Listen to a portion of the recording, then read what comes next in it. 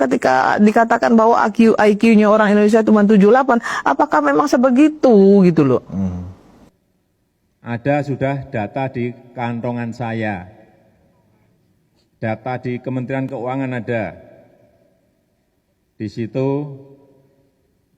dihitung ada 11.000 triliun yang disimpan di luar. Di kantong saya beda lagi. Pak Jokowi di fitnah ngantongin uang korupsi 11 triliun, uang yang itu yang katanya pinjaman luar negeri.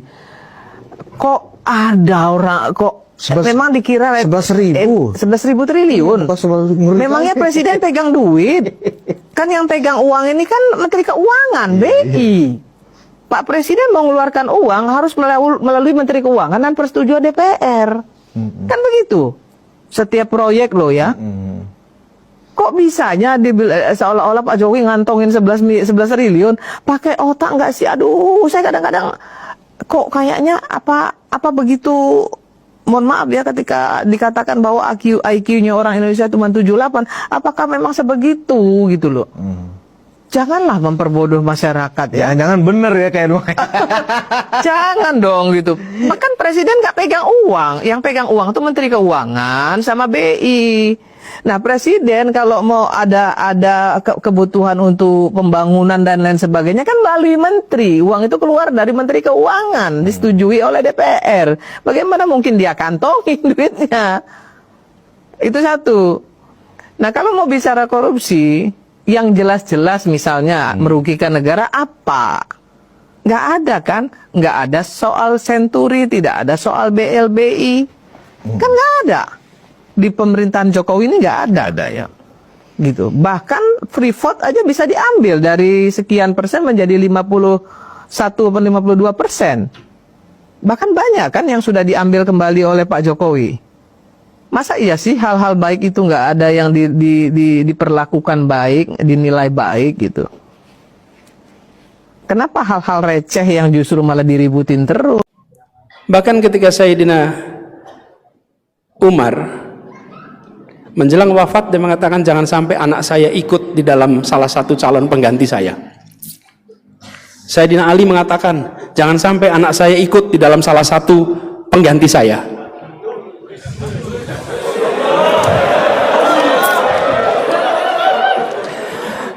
Waktu itu belum ada MK.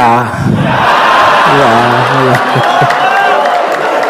Sejalan dengan kemaslahatan orang banyak, itu namanya integritas. Itu I1. I2 apa I2? Income, bukan income. Intimacy, kedekatan, kedekatan. 3 itulah yang membuat namanya amanah itu. Jadi kalau lihat orang seperti Bung Hatta, Bung Karno, Anda akan melihat kompetensinya ada, betul tidak? Integritasnya ada, intimasi ada, dekat sama rakyat. Nah, pengurangnya ada satu nih. Apa pengurangnya nih? Self interest, kepentingan pribadi. Hari ini Bung Bilal yang kegedean itu namanya SI. SI-nya kegedean. Karena itu skor trustnya rendah. Kompetensinya tinggi. Tadi disebutkan kompetensi tinggi. Integritasnya rendah. Kedekatannya belum tentu. Mungkin kedekatannya artifisial. Self interestnya tinggi. Nah sudah, nilai kepercayaan rendah. Jangan sebut angka itu lagi.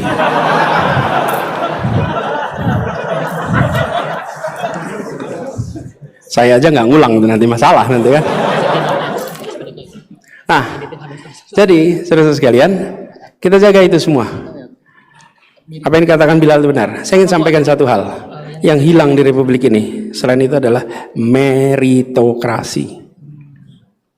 Meritokrasi. Masuk ITB, meritokrasi tidak? Anda jawab itu sendiri.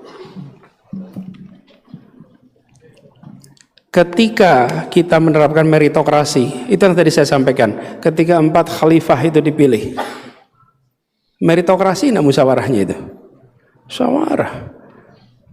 Ketika Abu Bakar As-Siddiq radhiyallahu anhu dipilih, itu berdasarkan syura. Sayyidina Umar, Sayyidina Uthman, Sayyidina Ali, itu meritokrasi, rapat, diskusi, dicari yang terbaik di antara semua. Bahkan ketika Sayyidina Umar menjelang wafat, dia mengatakan jangan sampai anak saya ikut di dalam salah satu calon pengganti saya. Sayyidina Ali mengatakan jangan sampai anak saya ikut di dalam salah satu pengganti saya.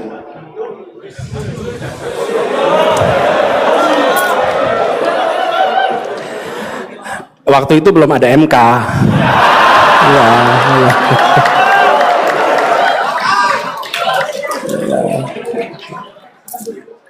Untung belum ada MK. Waktu itu dikatakan jangan sampai anak saya menjadi salah satu.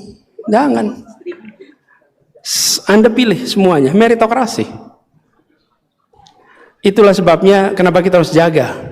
Tapi juga jangan kalau ada yang berprestasi hanya karena dia anaknya lalu dihambat. Kalau dia berprestasi hanya karena dia keponakannya dihambat, jangan juga. Kalau meritokrasi artinya tidak dipandang. Walaupun dia anak, walaupun dia keponakan, kalau baik adalah baik, kalau tidak adalah tidak.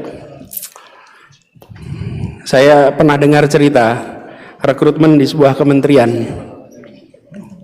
Luar Negeri. Ada salah satu anak pejabat tingginya mendaftar. Salah satu pejabat paling tinggi di kementerian itu, di Kementerian Luar Negeri, mendaftar menjadi diplomat, dan anaknya, karena ayahnya adalah diplomat karir, anaknya bisa lebih dari 2 bahasa, daftar dan tidak lolos. Dan ketika tidak lolos, semuanya bangga, bukan bangga karena dia nggak lolos, bangga karena ada sistem meritokrasi. Dia ujian lagi tahun berikutnya, ujian lagi waktu berikutnya. Kue lebih besar itu penting, tapi membaginya bila kuenya lebih besar, mati hanya sebagian, salah besar. Apalagi kuenya lebih besar, tenaga kerjanya bukan lokal, lebih salah lagi. Jangan kita konsentrasi membesarkan kue, lupa membagi. Dan ketika lupa membagi, siapa yang paling tertinggal? Yang paling tertinggal adalah kelompok yang di tengah dan di bawah. Pendekatannya selama ini sektoral. Kami ingin menggeser pada pendekatan yang sektoral dan teritorial. Artinya apa? Fokus per wilayah. Selama ini rencana pembangunan dibuat nasional tanpa membedakan per wilayah. Ke depan kita akan buat berbasis sektor dan berbasis teritori. Jelas perbedaannya. Orientasinya yang selama ini menyelesaikan proyek pemerintah. Menyelesaikan proyek pemerintah itu baik-baik saja, tapi lebih penting lagi menyelesaikan masalah rakyat, menyelesaikan masalah warga. Kadang-kadang proyeknya selesai, masalahnya tidak. Kalau saya ditanya latihan kesabaran di mana? Latihannya ya di Gajah Mada sini. Karena di tempat ini waktu itu masih di gelanggang mahasiswa. Kita ada perbedaan-perbedaan pandangan di antara mahasiswa, tapi kekuatan masa mahasiswa itu. Maka itu buat teman-teman semua yang masih kuliah, ini banyak mahasiswa kan di sini. Yang mahasiswa, angkat tangan coba. Ini mahasiswa semua ini, betul. Ntar saya foto sebentar.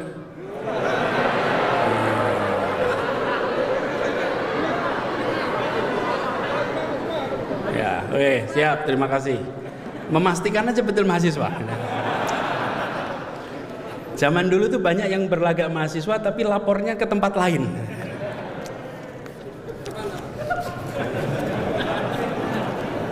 Nah, ini teman-teman zaman mahasiswa. Waktu itu masih di gelanggang mahasiswa. Saya pernah waktu itu saya ketua senat. Kemudian ada yang menentang senat mahasiswa. Tidak setuju dengan adanya senat. Dan apa yang terjadi? Debat, debat pernah diadu, debat. Duduk 2 orang, saya dengan satunya yang menentang senat mahasiswa, ditonton kira-kira 300-an orang. Kalau saya lagi ngomong disorai oleh yang menentang Senat, kalau dia lagi ngomong disorai oleh yang mendukung Senat. Berdebat terbuka dan berteman. Karena itu kalau ada yang mengkritik tidak perlu dilaporkan. Iya. Karena itu lanjut gitu ini lah.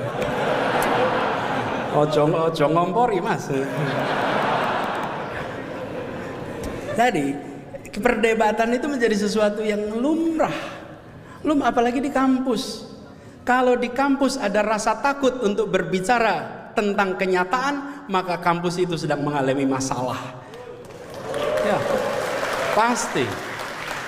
Di kampus itu harus bisa bicara bebas. Justru kampuslah tempatnya. Dan di kampus itu juga lah kita terbiasa untuk menjaga iklim demokrasi. Halo teman-teman, berjumpa bersama saya di Politik Gangi. Ya teman-teman, kalau kita melihat ya bagaimana pernyataan dari Irma Chaniago yang kalau kita bisa katakan ini membela membabi buta ya, bela membabi buta Jokowi teman-teman. Dan Irma Chaniago mengatakan ya, nah mungkin Jokowi megang 11.000 triliun. Ya, yang megang itu adalah Menteri Keuangan. Lah jelas-jelas Pak Jokowi mengatakan di salah satu acara saat beliau pidato, dia mengatakan bahwa di kantong saya ada uang 11.000 triliun. Ya kan, artinya Pak Jokowi sudah mengakui itu teman-teman ya. Irma Chaniago membela Jokowi ya. Katanya IQ orang-orang yang mengatakan bahwa uang itu ada di Jokowi, IQ-nya rendah ya. Irma Chaniago ini sangat-sangat blunder selalu ya teman-teman. Bagaimana dia sebagai pembela beratnya Jokowi ya selalu merasa paling benar. Ini berbeda dengan Anies Baswedan, tokoh yang jujur ya, yang berkualitas, bagaimana beliau menjaga marwahnya sebagai seorang tokoh yang handal sehingga membawanya menjadi calon presiden ya. Dipecat dari menteri pun beliau tidak masalah karena beliau orang yang bersih, orang yang berintegritas teman-teman. Bahkan ketika ia dipecat, ia tidak pernah membuat gaduh ya. Beliau tetap tenang, menerima kenyataan dengan lapang dada. Itu adalah Anies Baswedan, tokoh yang kita kenal sangat hebat teman-teman. Banyak pendukungnya, banyak yang cinta terhadap Anies Baswedan, yang rindu Anies Baswedan menjadi presiden di kemudian hari. Bagaimana menurut kalian? Kita diskusi.